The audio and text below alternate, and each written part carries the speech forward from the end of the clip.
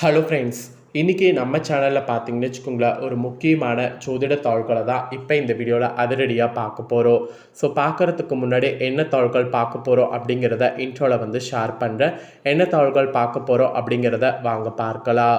So 2026 5th மந்தான 5வது மாதமான மே மாதமானது நடந்துகிட்ருக்கு.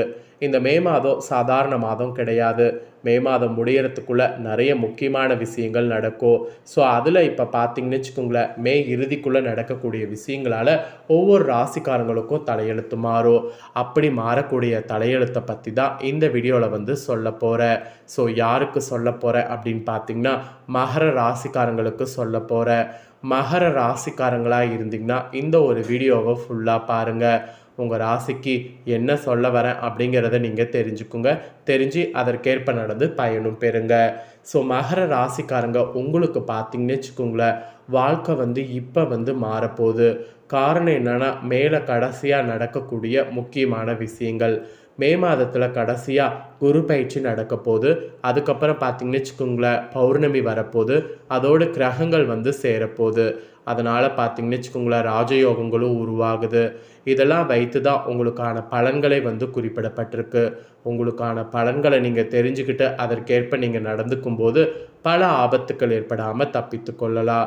ஸோ பல ஆபத்து ஏற்படாமல் தப்பித்து கொள்ள கண்டிப்பாக இந்த வீடியோ உங்களுக்கு ரொம்ப யூஸ்ஃபுல்லாக இருக்கும். அதனால் வீடியோவை வந்து ஃபுல்லாக பாருங்கள். அதோடு பார்த்தீங்கன்னு வச்சுக்கோங்களேன், இன்னொரு விஷயம் என்னென்னா, இந்த மேலே கடைசியாக வந்து உங்களுக்கு பௌர்ணமி வந்து வருது.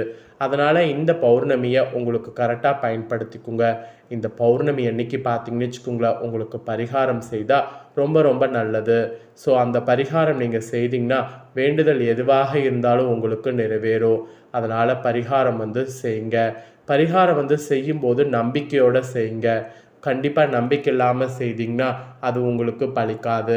ஸோ நம்பிக்கையோடு செய்திங்கன்னா பரிகாரம் வந்து உங்களுக்கு பலிக்கும். அதனால் நம்பிக்கையோடு வந்து பரிகாரம் வந்து செய்யுங்க.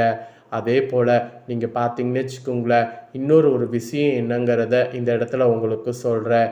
இந்த டைம் பார்த்தீங்கன்னு வச்சுக்கோங்களேன், கிரகங்கள் வந்து உங்களுக்கு அதிகமாக வந்து நிறைய வந்து ராஜயோகத்தை தர்றதுனால சில டைம் நீங்கள் எதிர்பார்க்காத அளவுக்கு பார்த்தீங்கன்னு வச்சுக்கோங்களேன், அதிர்ஷ்டமும் இருக்குது.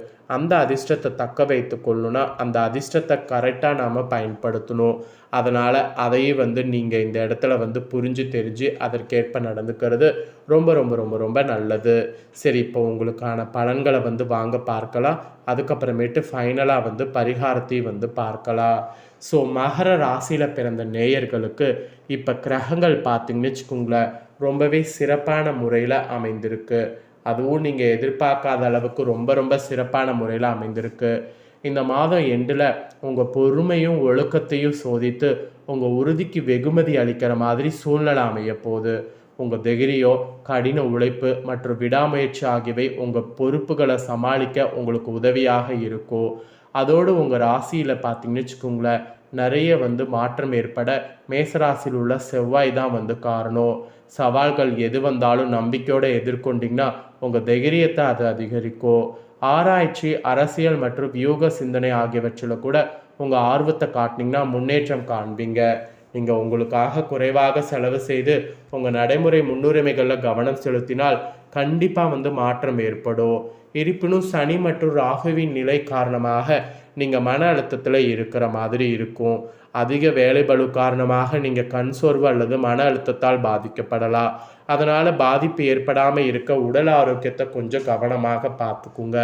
அதுவும் மே 31ஆம் தேதிக்கு பிறகு சட்ட விஷயங்கள் அல்லது அரசாங்கத்தை கையாளும் போது கவனமாகவும் எச்சரிக்கையாகவும் இருங்க.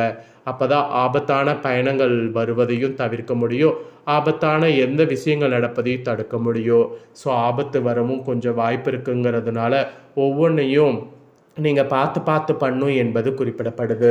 ஸோ ஆபத்து வராமல், மன அழுத்தம் வராமல் இருக்க தியானம் வந்து மேற்கொள்ளுங்க. பொதுவாக தியானம் மேற்கொள்ளும் போது அந்த தியானத்தினால உங்களுக்கு ஒரு அமைதி கிடைத்து முடிவெடுக்கிறது ஈஸியாக இருக்கும். ஸோ முடிவெடுக்கிறதுக்கு நீங்கள் பார்த்தீங்கன்னு வச்சுக்கோங்களேன், அமைதியை வந்து நாடுவதற்கு தியானத்தை வந்து பண்ணுங்க. பிடிச்ச விஷயத்தெல்லாம் பண்ணுங்க. பாட்டு கேட்கறது, டான்ஸ் பண்ணுறது, இந்த மாதிரி உங்கள் மனசுக்கு எது பிடிக்குதோ அதெல்லாம் வந்து நல்லா பண்ணுங்க.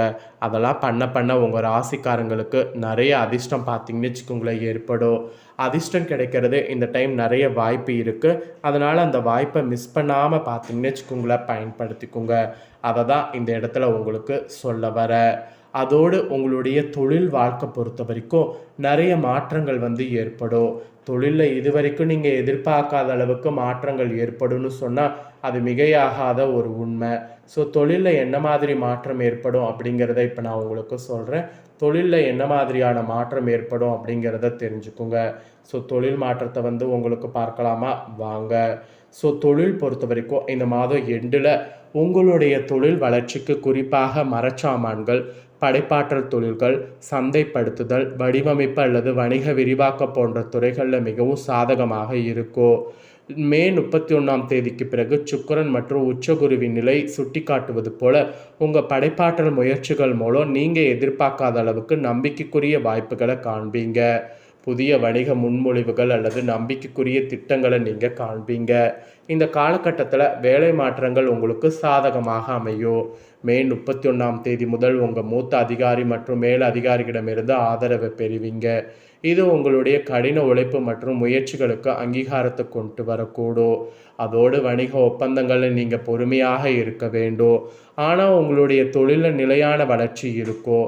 ஸோ நிலையான வளர்ச்சி இருக்கும் அப்படிங்கிற பட்சத்தில் அந்த வளர்ச்சியை பெறுவதற்கு எப்படி இருக்கணுமோ அந்த மாதிரி இருக்கணும் அப்படிங்கிறது தான் இந்த இடத்துல சொல்லப்படுது. ஸோ நிலையான வளர்ச்சி இருக்கும் அப்படிங்கிறதுனால அந்த வளர்ச்சிக்கேற்ப நீங்கள் செயல்பட பாருங்கள். ஸோ இது வந்து தொழில் பொறுத்த வரைக்கும் உங்களுக்கு சொல்லப்பட்ட பலன்கள். அப்புறம் ஃபைனலாக நிதி தொடர்பாக என்ன பலன்கள் கிடைக்குங்கிறத சொல்கிறேன், அதையும் தெரிஞ்சுக்குங்க. இந்த மாதம் எண்டில் நீங்கள் நிதி திட்டமிடல் கவனம் செலுத்த வேண்டும். உத்தேசமான முதலீடுகள் மட்டும் செய்து உங்கள் தொழிலை வளர்ச்சி பெறுற மாதிரி பார்த்துக்கணும். மே 31 முன் பழைய கடன்கள் மீட்கப்படுவதை காண்பீங்க. நிபுணர்களுடைய வழிகாட்டுதல் படி நீங்கள் நடந்துக்கிட்டிங்கன்னா நிலம் அல்லது சொத்து முதலீடுகளிலிருந்து நீங்கள் பயனடைய முடியும். இருப்பினும் ராகுவின் நிலை காரணமாக நீங்கள் சீரற்ற பணப்புழக்கம், சேமிப்புல சவால்கள் மற்றும் சில எதிர்பாராத செலவுகளை சந்திக்க நேரிடலாம். தற்காலிக நிதி நெருக்கடியை சமாளிக்க நீங்கள் கடன் வாங்க நேரிடும். அதுவும் மே 31 பிறகு ஆடம்பர பரிசுகளுக்காக தேவையற்ற செலவுகளை தவிர்க்கணும். மீறி தேவையற்ற செலவுகள் பண்ணிங்கன்னா அது உங்களுக்கு பெரிய ஆபத்தில் முடியும். அதனால் தேவையற்ற செலவுகளை வந்து தவிர்க்கிறதுக்கு பாருங்கள். ஸோ நிதி சார்ந்து இந்த மாதிரி கவனமாக இருக்கணும் என்பது உங்கள் ராசிக்கு குறிப்பிடப்பட்டிருக்கு. ஸோ அவ்வளோதாங்க. இதுதாங்க உங்களுக்கு கிரகங்களால் கிடைக்கக்கூடிய பலன்கள். இதற்கேற்ப நடந்து பலன் பெறுங்க. இப்போ உங்களுக்கு வேண்டுதல் நிறைவேறுவதற்கு பரிகாரம் வந்து சொல்ல போகிறேன். இந்த பரிகாரத்தை மகர ராசிக்காரங்க பௌர்ணமி அன்னைக்கு செய்திடுங்க. வேண்டுதல் நிறைவேறுவதற்கு இந்த பௌர்ணமி அன்னைக்கு நீங்கள் அதிகாலையில் எழுந்து நெய்விளக்கு ஒன்று ஏற்ற வேண்டும். இந்த நெய்விளக்கு நாள் ஃபுல்லாக எரியிற மாதிரி பார்த்துக்குங்க. அந்த நெய்விளக்கு ஏற்றுறதுக்கு பின்னாடி ஒரு பிரியாணி இலையை வீட்டில் இருக்கிறத எடுத்து அந்த இலையில் பேனாவில் உங்கள் வேண்டுதல் நிறைவேறிச்சு அப்படிங்கிற மாதிரி எழுதி அதை சிவபெருமானுடைய பாதங்களுக்கு முன்னாடி வைங்க. இல்லை வேறு ஏதாவது இஷ்ட தெய்வம் இருந்தாலும் அவங்களுக்கு முன்னாடி வைங்க. வைத்து அந்த வேண்டுதல் நிறைவேறினதுக்கு நன்றி அப்படிங்கிற மாதிரி தெரிவித்து வேண்டிக் கொள்ளுங்க. இந்த மாதிரி நீங்கள் பண்ணிங்கன்னா வேண்டுதல் நிறைவேறுவது கூடிய விரைவிலே நிறைவேறிடும். ஸோ இப்போ வேண்டுதல் நிறைவேறிடுச்சு எப்படிங்கிறது எப்படி எழுதணும்னா, நான் வீடு வாங்கிட்டேன், எனக்கு பணம் சேர்ந்துருச்சு, என் வாழ்க்கையில் செட்டில் ஆகிட்டேன், இந்த மாதிரி பாசிட்டிவாக எழுதி பாசிட்டிவாக வந்து வைக்கணும். அப்படி நீங்கள் பண்ணிங்கனாவே கண்டிப்பாக உங்கள் வேண்டுதல் நிறைவேறுவது யாராலையும் தடுக்க முடியாது. கண்டிப்பாக கூடிய விரைவில் வேண்டுதல் நிறைவேறிடும். இதோடு இன்னொன்று நீங்கள் செய்ய வேண்டியது இந்த நாளில் என்னென்னா குலதெய்வ வழிபாடு.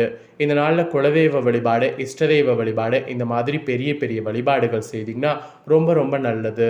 பௌர்ணமி போன்ற நாளில் இந்த வழிபாடுகள் செய்யும்போது நிறைய எனர்ஜி வந்து வெளியாகும். அதனால் இந்த நாளில் வந்து அந்த மாதிரி வழிபாடு செய்யுங்க. வழிபாடு செய்கிறதோடு உங்கள் கையால் தயிர் சாதம் செய்து ஒரு 10 பேருக்காவது இந்த நாளில் அன்னதானம் பண்ணுங்கள். ஸோ ஒருத்தர் 2 பேருக்கு பண்ணுறதை விட ஒரு 10 பேருக்கு அந்த மாதிரி அன்னதானம் பண்ணும்போது அந்த அன்னதானம் உங்களுக்கு பெருமளவு வெற்றியை கொடுக்கும். தயிர் சாதம் மட்டும்தான் கொடுக்கணுமான்னு கேட்டிங்கன்னா தயிர் சாதம் கொடுக்கறது மட்டும் ரொம்ப நல்லதுங்கிற மாதிரி சொல்லப்பட்டிருக்கு. அதனால தான் தயிர் சாதம் மட்டும் சொன்னேன். இல்லை வேறு ஏதாவது சாதம் கொடுக்கறதா இருந்தாலும் கொடுங்க, அது உங்களோட விருப்பம். ஸோ ஆனால் இந்த நாளில் தானம் பண்ணாலும் ரொம்ப அதிர்ஷ்டத்தை பெற முடியும். ஸோ வேண்டுதலை நிறைவேறுவதற்கு இந்த பரிகாரமும் மகர ராசிக்காரங்க இந்த பௌர்ணமி அன்னைக்கு செய்யுங்க. இந்த வீடியோவை நீங்கள் முழுமையாக பார்த்துருந்தீங்கன்னா உங்களுக்கான பலனை முழுசாக இந்த வீடியோவில் வந்து தெரிஞ்சு பயன்பெறலாம். ஸோ நீங்கள் இதை பார்த்து பயன்பெற்றது போல் உங்கள் ஃப்ரெண்ட்ஸ் ஃபேமிலி இருக்கவங்களும் பார்த்து பயன்பெறணும்னு நினச்சிங்கன்னா வீடியோ லைக் பண்ணி உங்கள் ஃப்ரெண்ட்ஸ் ஃபேமிலிக்கு ஷேர் பண்ணுங்கள். அவங்களும் உங்களை போல் மகர ராசிக்காரங்களாக இருந்தாங்கன்னா இதை பார்த்து இதை தெரிஞ்சு இதற்கேற்ப நடந்து பலன் பெறட்டும். இதே போல் புதிய தகவல்களை தெரிந்து கொள்ள சேனலை சப்ஸ்கிரைப் பண்ணுங்கள், கூட பெல் பண்ண ப்ரெஸ் பண்ணுங்கள். நெக்ஸ்ட்டு சுவாரஸ்யமாக வேறொரு வீடியோவில் வந்து உங்களை சந்திக்கிறேன்.